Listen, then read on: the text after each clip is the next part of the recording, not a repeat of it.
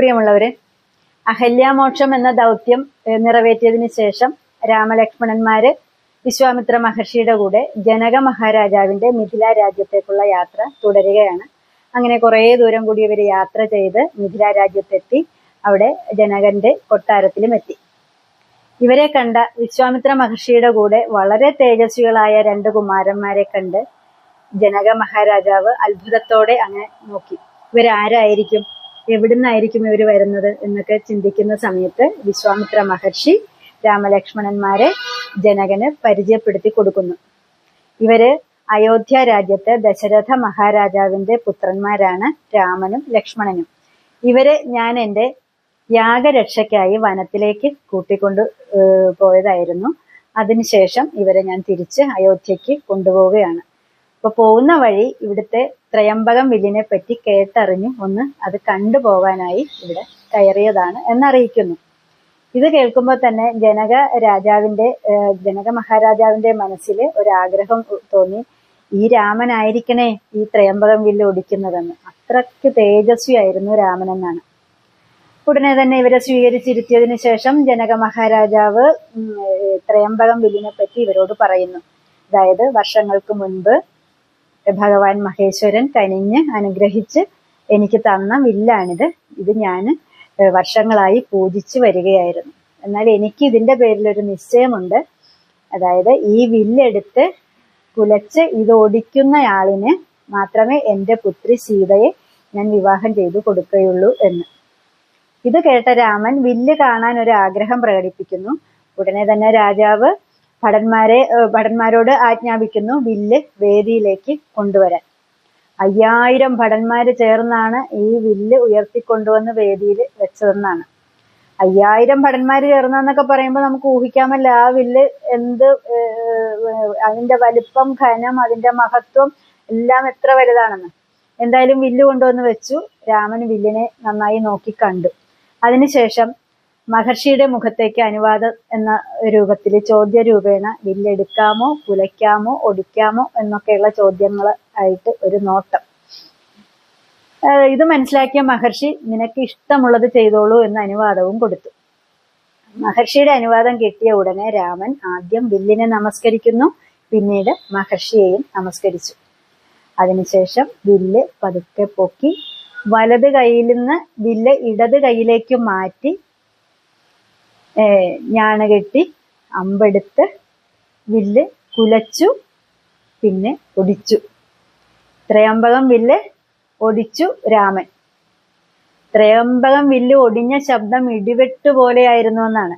ഈ വില്ലൊടിയുന്ന ശബ്ദം കേട്ട്, ഇടിവെട്ടുന്നത് പോലെയുള്ള ശബ്ദം കേട്ട് രാജ്യം മൊത്തം നടുങ്ങി. അവിടെ കൂടിയിരുന്ന രാജാക്കന്മാരെല്ലാവരും നടുങ്ങിയെന്നാണ്. കൂടാതെ അകത്ത് നിന്ന സീത മയിൽപ്പേടയെ പോലെ, അതായത് ഈ പെൺമയിലുകള് ഇടിവെട്ടുന്ന ശബ്ദം കേട്ടാല് വളരെ ആഹ്ലാദവതികളാവുന്നതാണ്. അപ്പൊ അതുപോലെ അവള് സന്തോഷിച്ചു, സീത സന്തോഷിച്ചു എന്ന് പറയുന്നു.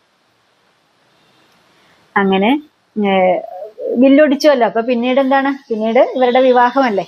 അപ്പൊ വിവാഹം നടക്കുന്നതിന് മുൻപ് വിശ്വാമിത്ര മഹർഷി പറയുന്നു, ഇവിടെ നടന്ന സംഭവങ്ങളെല്ലാം അയോധ്യ രാജ്യത്തെ അറിയിക്കണം, രാജാവിനെ അറിയിക്കണം, ഇവരുടെ രാമന്റെ അച്ഛനെ അറിയിക്കണം എന്ന് പറയുന്നു. അതിനായി ഒരു കുറിമാനം കൊടുത്തയക്കണമെന്ന് പറയുന്നു.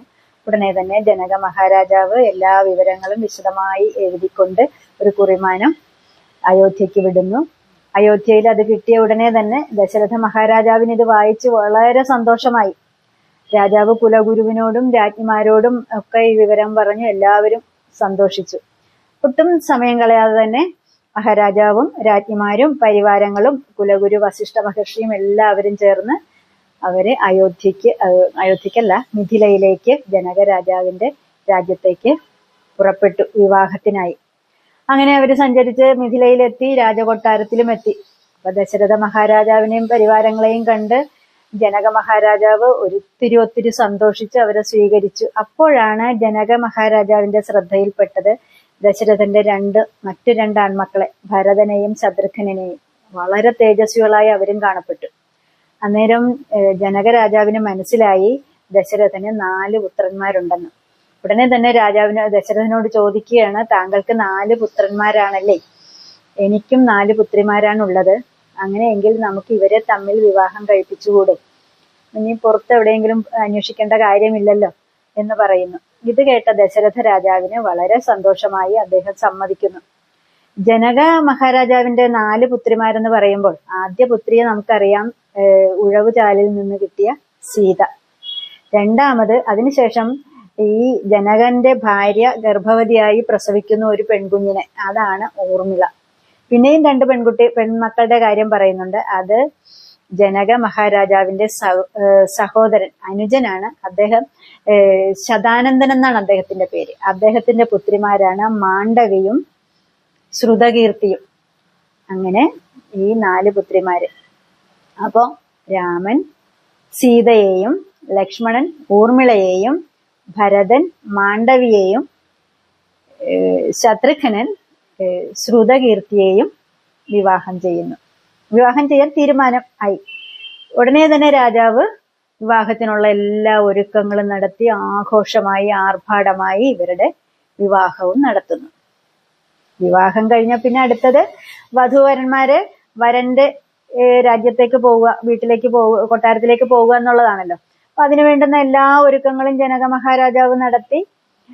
ധാരാളം സ്വർണം, പണം, തേര്, കാലാള്, കുതിരകള്, ഇതൊക്കെയാണ് ജനക മഹാരാജാവിന്റെ രാജ്യത്തെ സമ്പത്തുക്കളാണ് ഇതൊക്കെ. അപ്പൊ ഇതിന്റെ എല്ലാം മൊത്തം സമ്പത്തിന്റെ നല്ലൊരു ഭാഗം ഈ 4 പുത്രിമാർക്കും വിവാഹ സമ്മാനമായി നൽകി സന്തോഷിപ്പിച്ചുകൊണ്ടാണ് ഇവരെ അയോധ്യയിലേക്ക് യാത്രയാക്കുന്നത്. അങ്ങനെ ഇവര് അയോധ്യയിലേക്ക് ദശരഥ മഹാരാജാവും പരിവാരങ്ങളും പുത്രന്മാരും പത്നിമാരും ഒക്കെയായി അങ്ങനെ യാത്ര ചെയ്തു. കുറെ ദൂരം ചെന്നപ്പോൾ ദാ വരുന്നു ഒരു തടസ്സം. വഴിയിൽ ഒരാള് ചാടി വീണു യാത്ര തടസ്സപ്പെടുത്തിയിരിക്കുന്നു.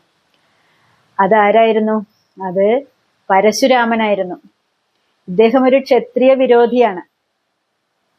ക്ഷത്രിയരെ 21 വട്ടം വധിച്ചിട്ടുള്ള ആളാണ് പരശുരാമൻ എന്നാണ് പറയുന്നത്. അപ്പോ ഇവരെ തടഞ്ഞു നിർത്തി. ഇത് കണ്ട് ദശരഥ മഹാരാജാവ് വളരെ വിഷമിച്ചു, ഭയപ്പെട്ടു. അപ്പോ കുലഗുരുവായ വസിഷ്ഠ മഹർഷി കൂടെ തന്നെ ഉണ്ടല്ലോ.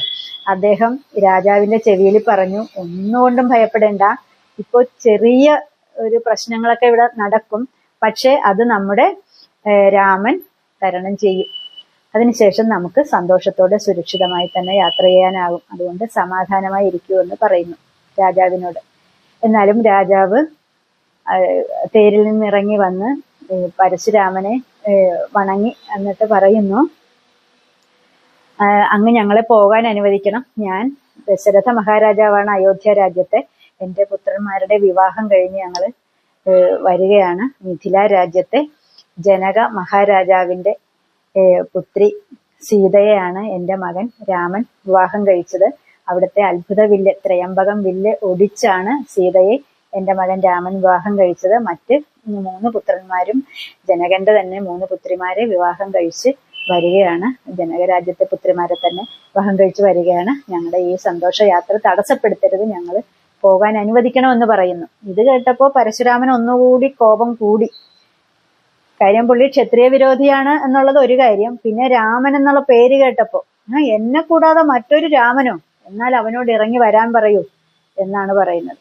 ഇത് കേട്ട് രാമൻ പുഞ്ചിരി തൂയിക്കൊണ്ട് സൗമ്യനായി തേരിൽ നിന്ന് ഇറങ്ങി വന്ന് ഇദ്ദേഹത്തെ, പരശുരാമനെ നമസ്കരിക്കുന്നു.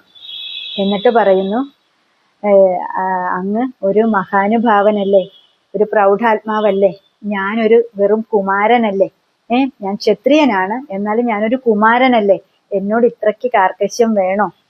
ഞങ്ങളുടെ സന്തോഷയാത്ര തടസ്സപ്പെടുത്താതെ ഞങ്ങൾക്ക് പോകാൻ അനുവാദം തന്നൂടെ എന്ന് രാമൻ ചോദിക്കുന്നു പരശുരാമനോട്. അപ്പോഴും പിന്നെയും ദേഷ്യം കൂടി.